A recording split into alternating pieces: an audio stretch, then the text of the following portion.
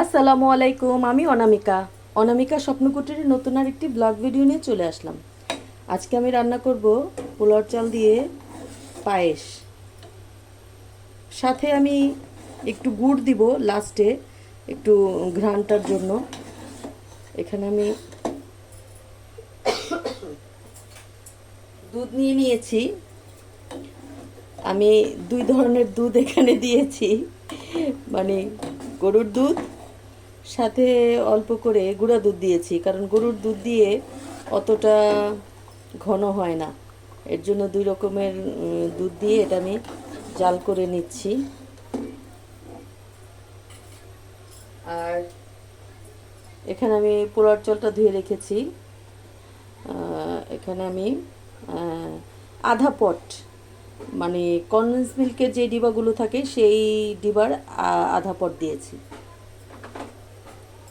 দুধটা জাল হোক, যেহেতু আমি গুঁড়া দুধ দিয়েছি সাথে, এর জন্য আমি একটু এলাচ দিয়ে দিচ্ছি। আমি এলাচটা পরে উঠিয়ে ফেলবো, যেন শেষ পর্যন্ত না থাকে, মানে জাল হয়ে যখন একদম স্মেলটা সুন্দর হয়ে যাবে তারপরে কিন্তু আমি এলাচটা উঠিয়ে ফেলে দেব।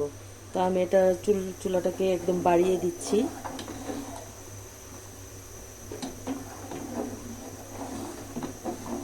গুড় দিয়ে কিন্তু অতটা মিষ্টি হয় না, আপনার একটু চিনি কিন্তু দিতেই হয়।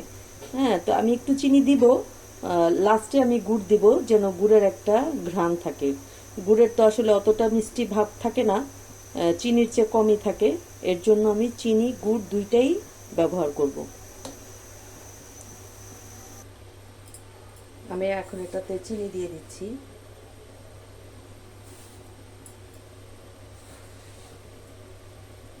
আমি চেক করে করে চিনি দিব, যেন অনেক মিষ্টি না হয়ে যায়। কারণ যে কোনো মিষ্টি আইটেমই যদি খুব বেশি মিষ্টি হয় তাহলে ওটা খাওয়ার সময় কিন্তু একদম মুখে একটা ঝাঁঝের মতো লাগে। এর জন্য সব কিছুই ব্যালেন্স ভালো। আপনি লবণ দেন, চিনি দেন, যেটাই দেন, যদি ঠিকঠাক হয় তাহলে সেটার টেস্ট অনেক গুণে বেড়ে যায়। তো আমি এর জন্য চিনিটাকে দিয়ে বারবার টেস্ট করব যে ঠিকঠাক আছে কিনা, ওটা বুঝেই আমি কিন্তু গুড়টা দিব।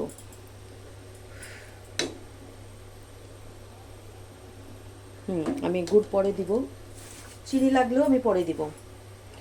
আর অবশ্যই মিষ্টি আইটেমে একটু লবণ দিবেন, কারণ লবণ দিলে কি হয়, এটার টেস্টটা কিন্তু অনেকই ভালো হয়।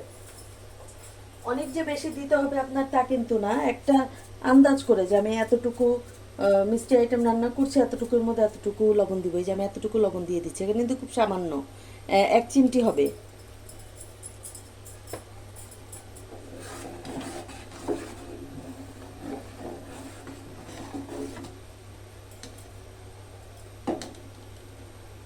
এখন আমি এটাতে চালটাও দিয়ে দিব, কারণ চালটা দিয়ে দিব দুধের মধ্যে, চালটা সিদ্ধ হতে থাকুক। অনেকে কি করে, প্রথমে চালটাকে পানিতে সিদ্ধ করে তারপরে দুধ চিনি যাই দেয় দেয়। আর আবার অনেকেই এভাবে রান্না করে। হ্যাঁ, আমি বলবো না যে শুধু আমি করি, অনেকেই দুধের মধ্যে চাল ফুটায়, তাহলে কি হয়, সেই পায়েসটা খেতে কিন্তু আরও বেশি টেস্টি হয়। এটা দেখে কেউ কিছু বলবে না, কারণ এটা কোনো জায়গায় রাখা যায় না, অনেক বড় একটা চামচ, তাই আমি এটাকে হ্যাঙ্গারে ঝুলিয়ে রাখি। আচ্ছা, আমার পায়েসটা কিন্তু বলক আসছে। হ্যাঁ, কিন্তু চালটা কিন্তু ফোটেনি, চাল ফুটতে কিন্তু অনেক সময় লাগবে। আর দুধের মধ্যে যখন চাল দিব, দুধ চিনির মধ্যে, তখন খাবারটা টেস্টি হবে, কিন্তু হতে অনেক সময় লাগবে। আর বরাবরই আমি আমার মিষ্টি জাতীয় কি অনেক খাবারেই আমি ঘি ব্যবহার করি, কারণ আমার কাছে মনে হয় এটা শাহি শাহি একটা ফ্লেভার আসে। তো আমি পায়েসে ঘি দিয়ে দিচ্ছি।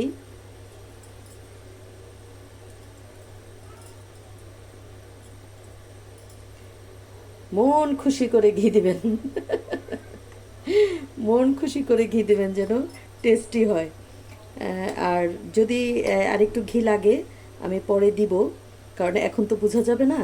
এটা জাল হোক, জাল হলে পরে যদি মনে হয় যে হ্যাঁ আরেকটু ঘি দিতে হবে, আমি কিন্তু আরেকটু ঘিও দিব। দেখি ঘিটা কতটুকু মিলে, খাবারের সাথে কতটুকু মিলে, কীরকম হয়, ওটা বুঝে আবার ঘি দিয়ে দিব।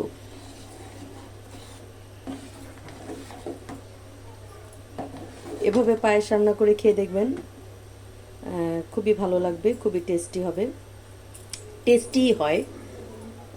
ঘি দিয়ে যদি এভাবে পায়েসটা রান্না করে, আমি কিন্তু এই চিনির পায়েসটাও এভাবেই করি।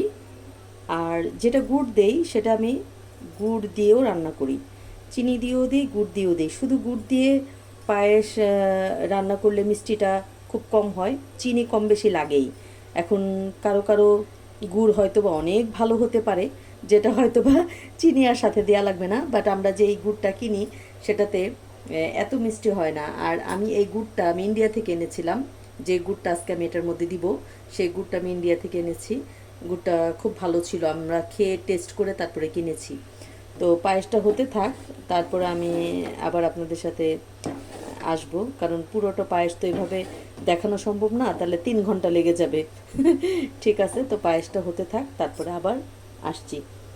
আর সবাইকে একটা কথা বলে রাখি, যারা আমার চ্যানেলটিকে সাবস্ক্রাইব করেননি তারা অবশ্যই সাবস্ক্রাইব করে দিবেন, আর লাইক কমেন্ট শেয়ার করবেন, আর বেল আইকনটি অবশ্যই প্রেস করে রাখবেন, তাহলে আমার ভিডিও আপনার কাছে চলে যাবে। আর হলো, যারাই কমেন্ট করেন তারা অবশ্যই লাইক বাটনটা প্রেস করবেন প্লিজ। আর যারা সাবস্ক্রাইব করেছেন তারা তো আমার ভালোবাসার মানুষ, আমার সাথেই আছেন। হ্যাঁ, যারা নতুন তাদেরকে বলছি, অনেক আপু ভাইয়েরা কমেন্ট করেন কিন্তু লাইক বাটনটা প্রেস করেন না। লাইক হলো একটা ইউটিউবারের চার্জ। আপনারা যদি কমেন্টের সাথে সাথে লাইকটা দিয়ে দেন তাহলে আমাদের মনে অন্যরকম একটা অনুভূতি আসে, খুব ভালো লাগে। তো এটাই, তো সাথেই থাকেন। আচ্ছা, আমার দুধও জাল হচ্ছে, আর চালটাও কিন্তু ফুটে আসতেছে, ঘিটাও আস্তে আস্তে মিলে যাচ্ছে। চালটা ফুটতে আর একটু সময় লাগবে, হতে থাকুক। এখন আমি এলাচগুলো উঠিয়ে ফেলে দিব।